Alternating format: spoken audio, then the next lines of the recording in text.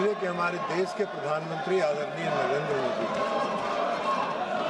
की यह धारणा है कि हमको अगर विकसित भारत बनाना है तो सभी राज्यों का और सभी क्षेत्र में समान रूप से विकास हो, और जब तक सभी राज्य विकसित नहीं होंगे, हर क्षेत्र विकसित नहीं होगा, तब तक हम विकसित भारत की कल्पना नहीं कर सकते। और इसी उद्देश्य को ध्यान में रख के आदरणीय प्रधानमंत्री नरेंद्र मोदी जी इस योजना को मत्स्य पालन के क्षेत्र में जो उन्होंने प्रधानमंत्री मत्स्य संपदा योजना प्रारंभ किया, उसने पूरे देश में मछली के उत्पादन में एक क्रांति लाने का काम किया। लेकिन दुख की बात यह है कि पश्चिम बंगाल की सरकार ने इसमें कोई सहयोग नहीं किया। अध्यक्ष महोदय, मुझे आपको बताना है कि 2 वर्षों तक 2020-21 और 2021-22 इन 2 वर्षों में राज्य सरकार ने प्रधानमंत्री मत्स्य संपदा योजना को स्वीकार नहीं किया। 22-23 से उन्होंने स्वीकार किया।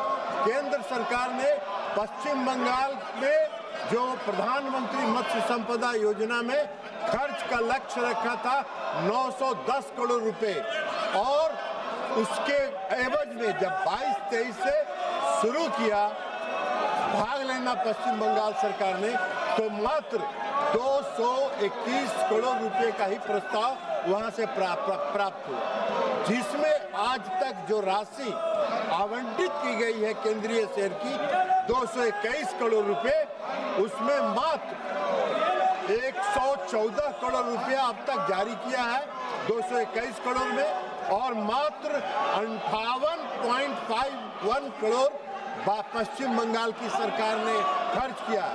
22-23 से आज तक जो पश्चिम बंगाल की सरकार का खर्च का जो रेशियो है वो मात्र 51%।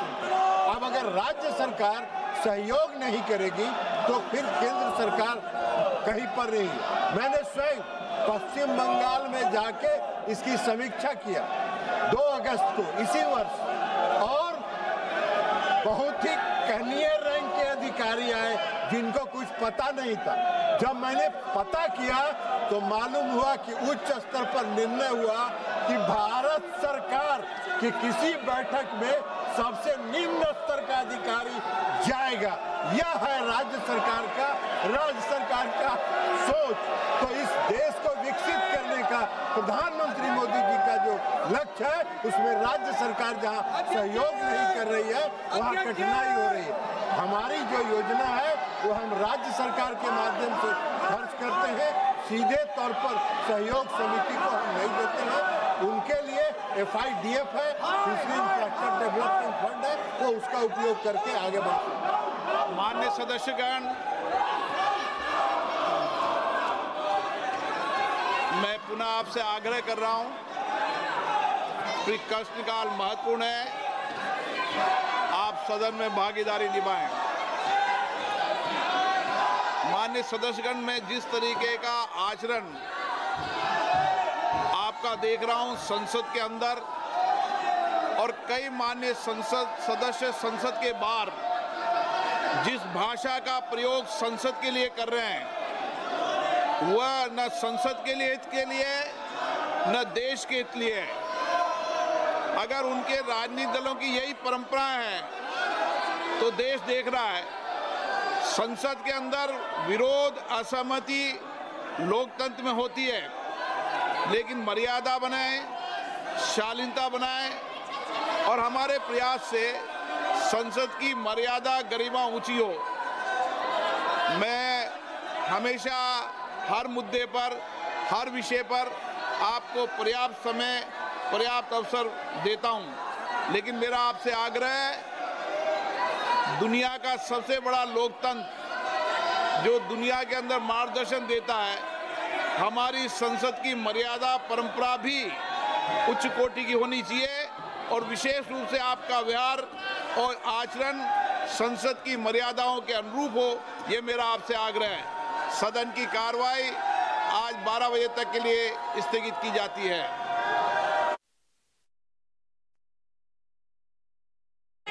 आदरणीय अध्यक्ष जी, समाज में तनाव पैदा किए बिना एकता की भावना को बरकरार रखते हुए समाज के वंचितों का कल्याण कैसे किया जाता है, इसका मैं एक उदाहरण देता हूं।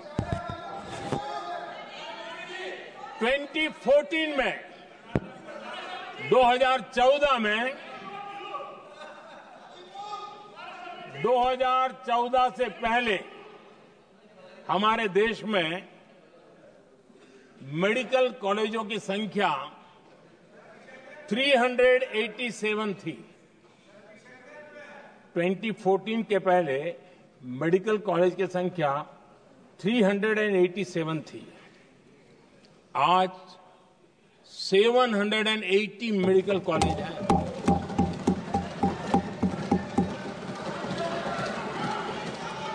अब मेडिकल कॉलेज बड़े हैं तो सीटें भी बड़ी हैं। ये बहुत महत्वपूर्ण एंगल है आदरणीय अध्यक्ष जी। और इसलिए कॉलेजें बड़ी हैं, सीटें भी बड़ी हैं।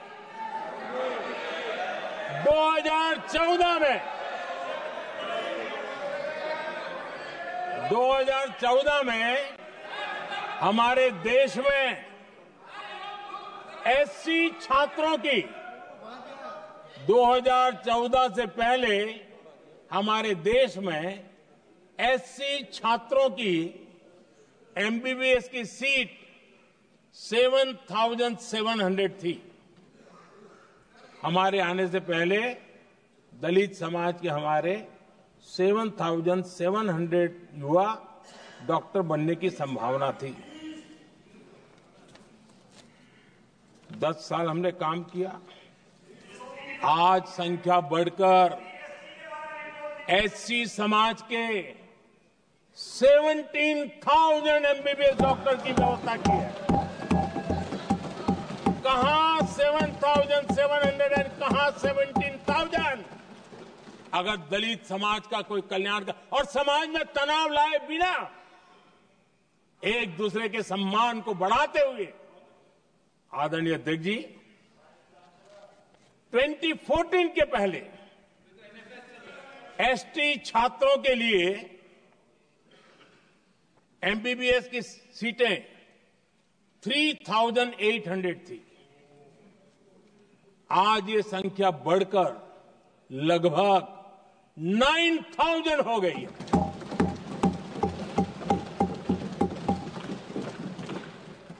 (2014) के पहले ओबीसी के छात्रों के लिए एमबीबीएस में 14,000 से भी कम, 14,000 से भी कम सीटें थी। आज इनकी संख्या लगभग 32,000 हो गई है। ओबीसी समाज के 32,000 एमबीबीएस डॉक्टर बनेंगे। आदरणीय अध्यक्ष महोदय, पिछले 10 साल में हर सप्ताह एक नई यूनिवर्सिटी बनी है। हर दिन एक नई आईटीआई बनी है। हर 2 दिन में एक नया कॉलेज खुला है। सोचिए, एससी, एसटी, ओबीसी हमारे युवा युवतियों के लिए कितनी वृद्धि हुई है, इसका आप अंदाज लगा सकते हैं। आदरणीय अध्यक्ष जी, हम हर योजना के पीछे लगे हैं 100% सिचुएशन, 100% उसको लागू करें। उसके जो भी लाभार्थी हैं वो उसमें छूट न जाए, उस दिशा में हम काम कर रहे हैं। पहले, ताकि हम चाहते हैं कि जिसका हक है उसको मिलना चाहिए। अगर योजना है, उसका हक है, तो उस तक पहुंचना चाहिए। 1 रुपया और 15 पैसा वाला खेल नहीं चल सकता। लेकिन कुछ लोगों ने क्या किया, मॉडल ही ऐसा बनाया कि कुछ ही लोगों को दो, औरों को तड़पाओ और तुष्टीकरण की राजनीति करो। देश विकसित भारत बनाने के लिए तुष्टीकरण से मुक्ति पानी होगी। हमने रास्ता चुना है संतुष्टीकरण, तुष्टीकरण नहीं, संतुष्टीकरण। और उस रास्ते पर हम चले हैं। हर समाज, हर वर्ग के लोगों को बिना भेदभाव के जो उसके हक का है वो उसको मिलना चाहिए। ये है संतुष्टीकरण। और मेरे हिसाब से जब मैं 100% सैचुरेशन की बात करता हूं तो उसका मतलब होता है एक असल में सामाजिक न्याय है, ये असल में सेकुलरिज्म है और असल में ये संविधान का सम्मान है। आदरणीय अध्यक्ष जी, संविधान की भावना है सबको बेहतर स्वास्थ्य मिले, और आज कैंसर डे भी है। देश भर में और दुनिया भर में आज हेल्थ को लेकर के काफी चर्चा भी हो रही है। लेकिन कुछ लोग हैं जो गरीब को, बुजुर्गों को आरोग्य की सेवाएं देने मिले उसमें अड़ंगे डाल रहे हैं, और वो भी अपने राजनीतिक स्वार्थ के कारण। आज आयुष्मान से देश के 30,000 अस्पताल जुड़े हैं और अच्छे स्पेशलाइज्ड प्राइवेट अस्पताल जुड़े हैं जहां आयुष्मान कार्ड वाले को मुफ्त इलाज मिलता है। लेकिन कुछ राजनीतिक दलों ने अपने संकुचित मानस के कारण, कुनीतियों के कारण गरीबों के लिए इन अस्पतालों के दरवाजे